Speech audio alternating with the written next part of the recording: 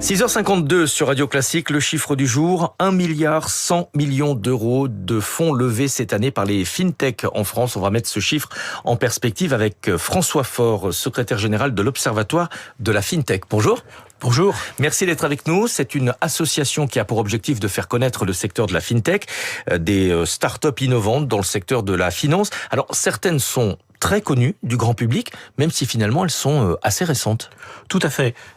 L'écosystème de la fintech en France, c'est 550 sociétés, 38 000 personnes. Comme vous venez de le dire, 1,1 milliard de fonds levés cette année, 12 milliards au total levés depuis donc une quinzaine d'années, puisque cet écosystème a une quinzaine d'années. Il a été créé avec la première directive sur les paiements, qui a permis aux jeunes pousses de se développer suite à et donc d'éviter d'avoir besoin d'avoir l'agrément d'établissement de crédit. Ce qui leur permet de gagner du temps et aussi beaucoup d'argent. Tout à fait. Et ensuite, ça a été suivi par d'autres règlements, comme celui sur le crowdfunding ou sur les cryptos, et puis bien sûr les nouvelles technologies. Donc aujourd'hui, nous avons un écosystème qui a des sociétés très connues, comme Conto, United, Lydia, Nickel ou encore Alan.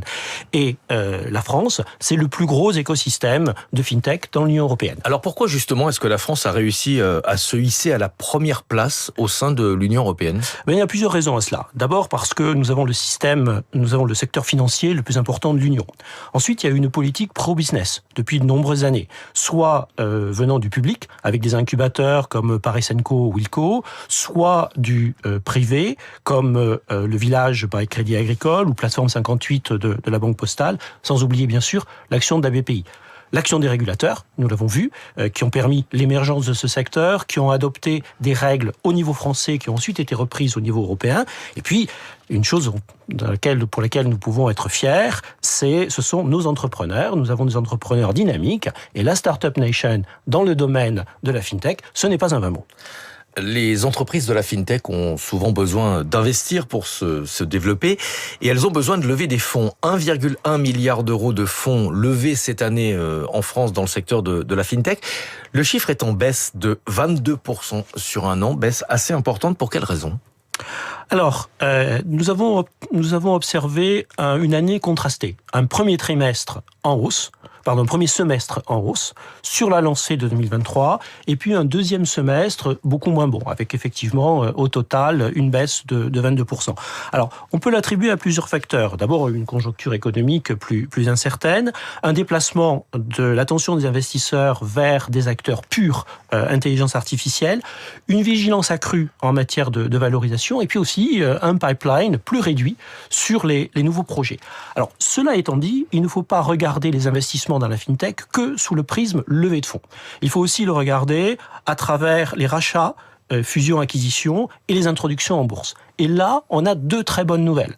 Donc la première, c'est le rachat de Shine, qui est une néobanque, par l'éditeur Cegid pour 1 milliard d'euros. Et c'est la première fois dans le domaine de la fintech que l'on voit une opération de cette ampleur. Juste à titre de comparaison, la précédente, c'était en 2017, c'était la BNP qui avait racheté Compte Nickel et c'était 250 millions. Donc ça, c'est une très bonne nouvelle. La deuxième très bonne nouvelle, c'est le contexte international. Le marché des introductions en bourse est réouvert en 2025. Alors certes, majoritairement aux États-Unis, mais on a compté dans le monde 40 introductions en bourse, près de 10 milliards d'euros levés, et en France, on a eu une qui est United. Vous parlez des bonnes nouvelles, je vais vous parler d'une mauvaise nouvelle. Dans quelle mesure est-ce que le climat actuel, notamment l'incertitude économique et fiscale, a freiné les investissements dans la fintech ? Alors oui, c'est clairement plus compliqué pour les fintech de se lancer aujourd'hui que ce n'était autrefois. Il y a moins d'early stage. Donc il y a 31 fintech qui ont réalisé leur première levée en 2025, donc en baisse. On a des investisseurs qui sont pour l'instant plus frileux, qui préfèrent des sociétés bien établies. Et c'est aussi pour ça que l'on constate davantage de projets B2B que B2C. Ouais. Quelles sont les perspectives dans ce secteur ? On l'a vu, les levées de fonds ont baissé de 22% sur un an, mais est-ce que vous restez optimiste ? Alors oui. Certes, c'est en baisse de 22%, mais 1,1 milliard, ça reste historiquement important. Juste à titre de comparaison, 1,1 milliard, c'est 25% de tout ce que la French Tech a levé durant la même période. Donc c'est important. On a vu les opérations de M&A restent nombreuses, ce qui montre la maturité de l'écosystème. Et puis le secteur est sain. Il y a un nombre de salariés qui est en hausse. On a eu 10% de plus d'effectifs cette année que l'année dernière, et pareil en 2023 et pareil en 2024, et un taux d'échec en baisse.